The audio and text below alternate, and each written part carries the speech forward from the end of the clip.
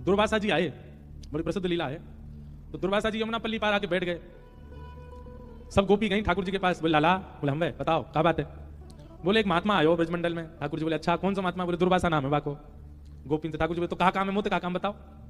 बोले हम सब उनको दर्शन करना चाहे, हम सब उनको प्रणाम करना चाहे। बोले तो मैं क्या करूं, मेरी नाव तो छोटी सी है, मैं ना बैठाऊंगा तुम सबने, तुम ऐसी मोटी मोटी धाम धुल्ला से बैठ जाओगे, डूब जाएगी मेरी नाव। नंद बाबा ने छोटी सी नाव बना के दी है मोह। ना लाला हम यूं कह रही हैं, तो परमात्मा ने कुछ करके दिखा, यमुना जी में हमारे काज मार्ग प्रकट करवाए थे। ठाकुर जी बोले अच्छा तुझे बात है, मार्ग चाहिए यमुना जी थे। बोले हाँ।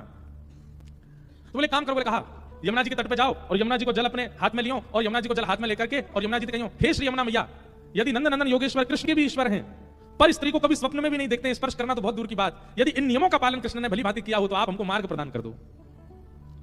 गोपी सब बोली अच्छा, और जो कल हमारे संघास विहार कर रहे वो। ठाकुर जी बोले देख मेरी बात तू जाके कह, यमुना मार्ग नहीं देते तो कहियो। सब गोपियां गई यमुना जी को जलात में लेके बोली अगर नंद नंदन श्री कृष्ण पूर्ण योगेश्वर हैं, कभी किसी पर स्त्री का स्वप्न में भी चिंतन ना करते हो, तो हे यमुना जी हमको मार्ग दे दो। इतना कहते महाराज यमुना जी का जल एक तरफ रुक गया, आगे वाला बह गया, मार्ग प्रकट हो गया। गोपियां देखो पर स्त्री का चिंतन स्वप्न में भी नहीं करते, देखो यमुना जी ने मार्ग दे दिया। पल्ली पार पहुंच गए, दुर्वासा जी के दर्शन किए, दुर्वासा जी को प्रणाम किया। बात है दुर्वासा जी बोले हाँ लाओ सामग्री लाओ। एक गोपी ने पत्तल रखी, पत्तल में पूड़ी धरे, सब्जी धरे, रायतो धरे, जो जो सामग्री लेके गई सब धरती जाए। दुर्वासा जी पत्तल की ओर देख रहे, बोले क्या कर रही हो लाली। बोले आपके लिए पत्तल सिद्ध कर रहे हैं। दुर्वासा जी बोले ये सब हटाओ, सामग्री पूरी पूरी धर दो सामने। पूड़ी की डलिया, सब्जी के बर्तन सब सामने धर दिए और दुर्वासा जी उठा में और उठा के सब डलिया की डलिया मुख में डाल लें। एक बार में महाराज मुख नहीं कुआं बन जाए और सब एक साथ ही उड़ेलते जाए और प्रेम से पाते जाए। गोपियां सब देख करके बोले बाबा सच में तपस्वी है। सबने दर्शन किए, दर्शन करके सब गोपी बोली बाबा यहाँ आवे के काजे हमने यमुना जी से प्रार्थना करी, लाला ने एक उपाय बताया, उस से मार्ग मिल गया, अब हम वापस जानो चाहे, यमुना जी में बड़ी बाढ़ है, आप कोई उपाय बता दो, आप तो बड़े सिद्ध महात्मा हो, बताओ। एक क्षण में तो आप सबरी पत्तल की पत्तल कहा, डलिया की डलिया उड़ेल ली आपने मुंह में, हमारे काजे कछु उच्छिष्ट भी नहीं छोड़ो, अब यहाँ से वापस जावे को कछु आप उपाय बता दो, कोई मंत्र बताए दो। दुर्वासा जी बोले यमुना जी पे जाओ, यमुना जल लेकर के कहना श्री दुर्वासा जी केवल दूरवा ही खाते हो और कुछ भी कभी सेवन ना करते हो, तो हे यमुना मैया हमको मार्ग दे दो।